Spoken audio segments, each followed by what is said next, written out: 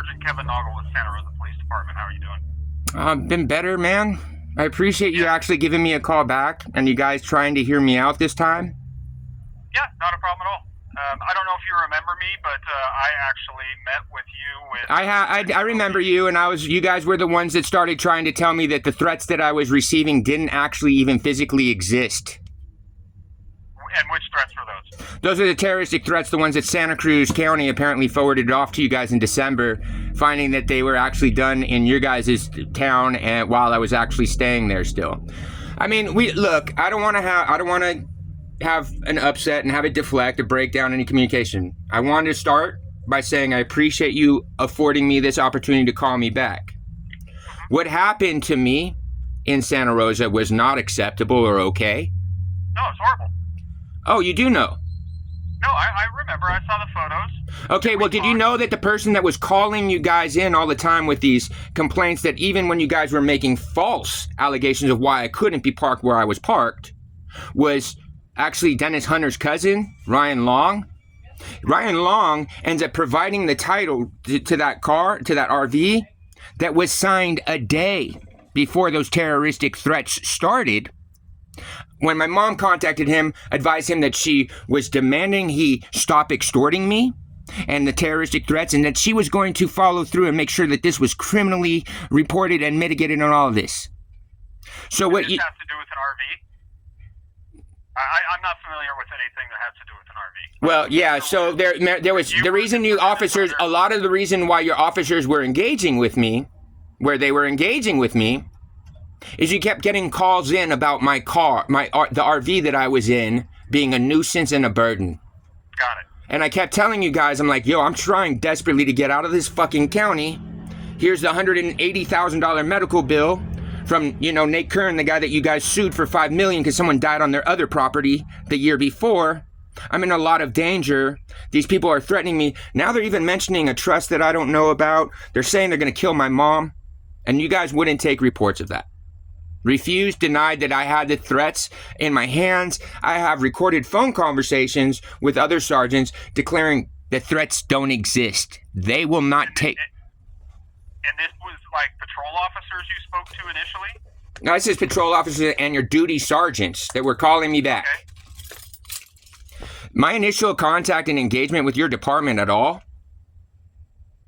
was calling after having been directed to call you guys from human trafficking.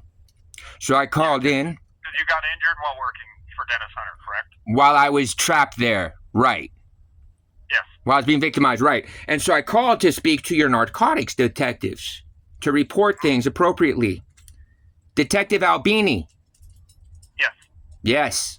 Do you know that for some reason, while he was super interested in all of Dennis Hunter's crimes and Nathan Kern's crimes outside of your guys' jurisdiction, because of this case that he was starting, supposedly, in this action that was going to happen, and that somehow when code enforcement is supposed to be going to the facility where I exploded and checking what happened, it gets obstructed because canine officers are in the parking lot doing a training day.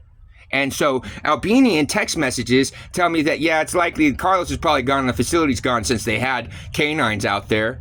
When I provide him documentation that, Dennis Hunter's kid and I are laughing that D is crazy gonna have canines there because they're gonna hit on everything because everything's fucking contaminated. Yeah, and to my knowledge, there was nothing in the building when the canines were there. Guess what? Canines were never in the building. They rented the parking lot to do training facilities, and that doesn't matter. Because then when these terroristic threats start, I provide copy of it to Albini. To the cell phone number he told me was his, that apparently isn't even his. In the recorded voicemail that I have copy of digitally because it goes and sends me an email copy of it, he gave me that cell phone number. Do you know that I end up providing Albini copies of these terroristic threats as they start? Do you know what Albini decides to tell me about all of my reporting and the terroristic threats? What's that? Go fuck yourself. Do you know where Albini's parents live? What? Do you know? Here, I'll tell you why it's important. Because I've worked with Albini's little brother, the minor, who was being employed by Nathan Kern. Because his parents And Albini grew up in the property right next to Nathan Kern. Nathan Kern. Yeah, Nathan Kern, Dennis's partner. The person that brought me out there and told Dennis he didn't have to pay me to have me trapped there as labor. So, I guess what I'm trying to understand, I listened to your tape or your recording that you talking to the dispatch, so I got a little bit of gist of kind of what's going on there. So apparently this case got sent back to you guys in December for you guys to be investigating. No one's contacted me. But What happened when I left? No, when I left Santa Rosa, and went to Santa Cruz, and I tried to report there, it was suppressed because Ken Tassel, your ex-privacy officer, the Scientologist, you know, the one that, you know, used to work at the same org that my parents had me in, the one that Amanda Lee's parents, the one that run the, you know, Santa Cruz or the Santa Rosa mission up there. Yeah, they were actually staffed. Yeah, they were actually staffed with my parents at the place where I was born in Los Angeles. Yeah, so Mr. Tassel decides it was appropriate to try to make allegations while I'm reporting terroristic threats. Somehow it gets obstructed, and it reflects now of records that there was suspicious activity while Ken Tassel was making the allegations that I was suicidal. Well, they found that I wasn't at all emotionally distressed, so they couldn't send out the access team. But somehow, those terroristic threats get hidden. That report got closed out and claimed that I refused to engage. So they had no records of those reports. When it gets closed out, suddenly the threats escalate yet again. September 8th, they're asking me if I've chosen to kill myself or if I'm in prison getting ass raped yet. Because as the prior ones that I received when I was in your guys' town stated, whoever was sending these controlled the cops. Yes, I have them. And according to Santa Cruz, they forwarded copies of these terroristic threats to your department for investigation in December. Okay. No one's contacted me. Instead, I had to flee the state September 10th because I cannot get any intervention for where clearly there's concerns with your department and Albini. It's not in Albini's position to allow terroristic threats against people and their lives and their families' lives, especially if they're acting as a CI. Well, no. Nothing. Terrorist threats. Let's talk about the terrorist threats. That means so many different things to so many different people. Oh, trust me, I know what the fuck it means because I've been convicted for it and I've had those charges expunged as well.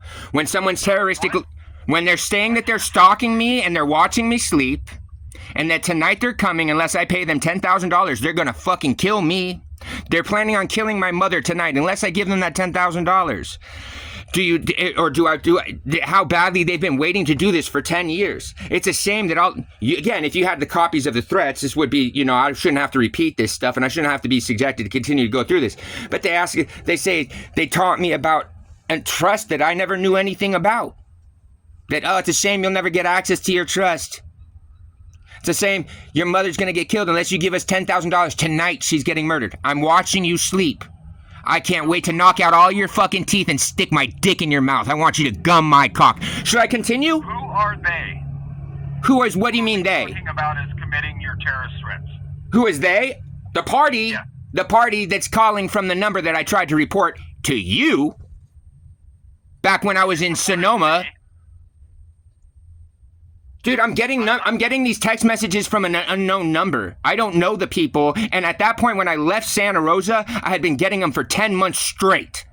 The last one that I get is in June, the same time that somehow your evidence technician somehow sent my mom a California release of title when my truck was registered in Colorado, and my mom and I have no relationship. The most documented relationship is restraining orders between us. And how are you breaching HIPAA and contacting someone in Santa Cruz to dispossess me of my car without ever giving me notice? That's why Creams is stuck with my car, and they can't even get rid of it because they fucked up the paperwork. Sounds like a scam. Sounds like a scam? Yeah. What's a scam? A scam, somebody catfishing, somebody calling you, trying to extort from you. There you go. That would be the extortive terroristic threats. You're right. It's not a scam. Job. Excuse me? Because that's their job. They're being paid to do this, not just to you, but to... Oh, no. Sweetheart, let's get this straight. This is not a random scam. The company that owns the telephone number have disclosed they would provide law enforcement with copy of who the subscriber for this number is. And the fact that they're mentioning the trust that, oh, my conversations with Ken Tassel, as was found in the end of August when I found the inheritance that has been hidden from me since 2009. The trust where I'm listed as the beneficiary. The ones that I'm being threatened about. So yeah, you thinking this sounds like this is a scam. You should have taken the fucking report then and done your diligence then. You sound like a fucking scam. I don't know what you think's a scam. It's all fucking factual truth. And guess what? Your obligations are to have considered the matters, not hidden like they didn't happen. And like I said, I have recordings with duty sergeants there claiming that I don't even physically have copies of these threats. It's not a scam when it starts the day after Dennis Hunter's cousin, Ryan Long, has possession of the signed over title that they were not giving to me while they're making false reports about me. So you can tell me whatever you think's a scam. You're probably not qualified to do investigations, bud. Okay, can I talk now for a minute? No, you can make sure that investigators contact me back about that case number that's supposed to be with your investigators being investigated since December. I don't know why you want to continue to talk to me. I should have been talking to your guys' standards and professional officer for how many months now? So no, I don't really want to hear what you have to say since you already suggested it sounds like a scam. You sound fucking retarded. This is being recorded. This is being recorded. You make sure that your supervisor contacts me back.